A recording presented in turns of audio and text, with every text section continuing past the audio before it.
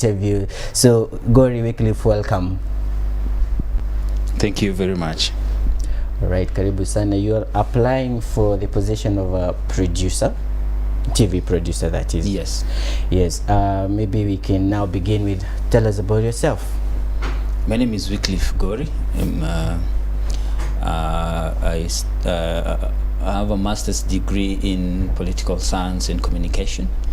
Before that, I did broadcast journalism, and that prepared me for this particular job.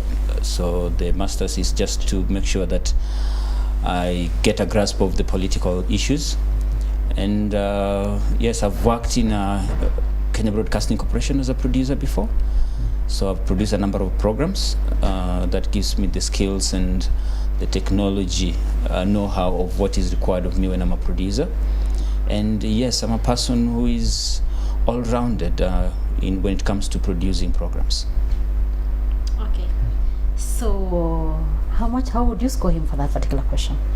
He has tried to put, like you had said earlier, about his skills, his qualifications, and out of 10 I will give you 7 myself. I think he would have performed better. I think he would have said something to do with his name, I'm Gori.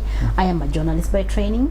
You know, you own that profession. I am a journalist by training. I hold a bachelor's in ABCD, journalism from ABCD University, and I have a master's in this and this and this.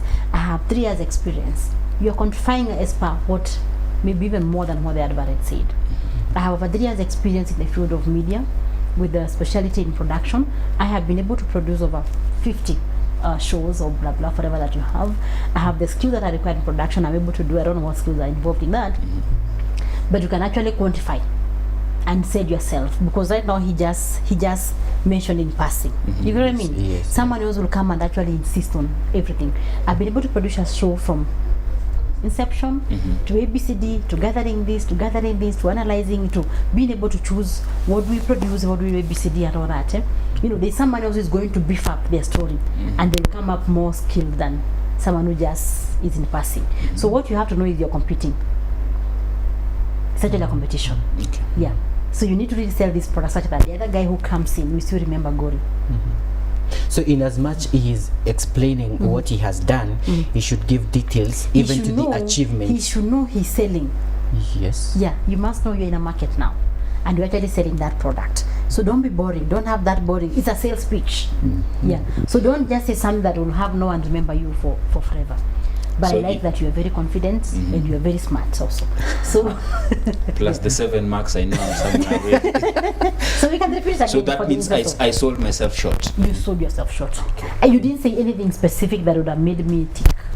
You just said what I had seen from your CV. Okay. From the CV, I will tell you have a bachelor's, you have a master's, and maybe you have worked for KBC. Now I'm fired up. Ask questions now. So tell us about yourself one moment. My name is Wycliffe Gori, a journalist by profession. I've been in the industry for 6 good years. During these 6 good years, I've been able to produce a number of programs, Taj Talk Show, where we were doing social issues, politics and economics. And I've been able to produce a program called Beyond the Headlines, which is a political program. I've been able to produce also a program called Able Differently, a program that focuses on persons with disabilities. Before I got into the industry, I studied broadcast journalism, to be specific, where it involves things to do with the TV and radio. I'll go into, when time allows, I will get into the details. And thereafter, I went and did political science at the University of Nairobi to just get a grip of politics and how things work in the society. So all these years I've acquired other skills like editing, script writing, and camera work that have been able to assist me through my work as a producer. So generally I'm a person who is intelligent, bright, forward-looking, and very positive in life. You get the difference in the answer? Yeah, I have, and maybe now the final bit where he has now, like he has thrown the punches. Yeah, now would that be termed like he's now trying to be kind of proud, or it's okay? I would go for something different. I would go for, because intelligence has to be measured and all those. So I would go for something like I'm a team player.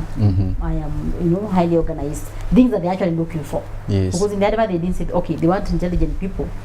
but they didn't specifically say that. And when you claim it, some people might think you'll have an issue with when you're dealing with other people that you might not consider as intelligent as you are. So I'd go for attributes that they're actually looking for, the people that they bring to their company, which is like the team building, the organized people, and all that. Those personal attributes. But I like the fact that you even said that you're able to edit, use the camera, use ABD, you know, all those things. So the way he has brought it up now, you can actually remember him more than the way he had done the first time. He had done that. Now, so before you go for any interview, before you go for interview, you have to prepare that. Actually, I tell people to just write a sales pitch. Write about it. Look at what they are looking for. I'm not saying you copy paste, but understand exactly what they are looking for and see if you actually meet all that they are looking for. Package it in a nice way, wrap it well, and talk to yourself about it. So that when you go there, you don't start with, we ask you about yourself, and there's some point we still think that you do not know about yourself because you're murmuring or you're taking forever to even respond to the question of, tell us about you. So if you haven't prepared, to be so jangled up, and you'll say things that do not even add you any bonga points for that particular question. True. Now, that's the introductory part. Now let's get now to other questions as we now go to ending up this program, because we are so out of time. Ideally what happens, so we'll ask you a series of general questions which you can always prepare, as I said. Like the one for weakness, you can prepare in advance, have your answer, even write down and ask other people if it's gonna knock you out. The strengths, your achievements and stuff like that. Then there's now what we call the one that we use to make the decision, with that if you fail here, we can't hire you. Before you get now to that, the weakness and the strength. I know my weakness is this, but the job application, the vacancy itself calls for someone who is that, and I feel I want this, but I know I have a weakness somewhat in this area. How now do I put my strength and my weaknesses out, and at the end of it all, I'll not lose this job? Whatever happens, don't give a weakness that is going to throw you out. That is the tip. Do not come there and tell us the way you're disorganized. Do not come there and tell us the way you procrastinate. Do not come and tell us the way you cannot work until you're a last minute person. Nobody wants that. We all have those people, but nobody wants to work with a person who is going to wait for the last minute rush with the deadline and stuff like that. Even if he's that kind of even if the recruiter has that weakness, they'll have a problem hiring you for that. So think way before you come for the interview. So we can't be 100% honest. Whatever it is, I don't believe you should. Even interview setup, if you go washing your linen there, it will work against you. Look for another weakness, because you have other weaknesses that are not as bad. Gori, you have a question on that? Not quite. The most interesting question that I wanted to know how to tackle is the question about money. Yes. You have applied for a job position in an organization, and you have tried all your means to know the ratings, maybe the entry point for this person, either with 5 years experience or to a degree level. You have nothing. You have even tried to maybe talk to some people there, and no one can give you clue. Then you are asked, you have said, say 100,000, you have indicated you want to be paid 100,000 in a month, and then they're like, why? Now start negotiating from there. You have a problem because you already don't know how much they pay. Okay, when you go to a good proper employer, most likely they already have salary grades, and they already have a budget for your position. So for me, the best answer for that question, I always say, talk about your current. If you're working, say my current, this is my salary, and these are my benefits, make me an offer. Let's negotiate. You know, it's not just always about the money. You could be moving for other reasons. So unless for you it's a matter of you cannot move if it's not 100, give them the starting point. Like, I cannot go lower below what I'm currently earning. And then now that become the basis for your negotiation. And should it be higher than what you have with a big margin, or slightly? The expected. I'm running away from expected unless if you find a panelist who insists. If you don't find someone insisting, tell them your current salary and your benefits, and tell them that they can make an offer that you can still negotiate from there. If they insist that you have to give an expected value, then for me, I always say it depends with how much you want to move for. You can give yourself a margin of 20%, 30%, and just load it up.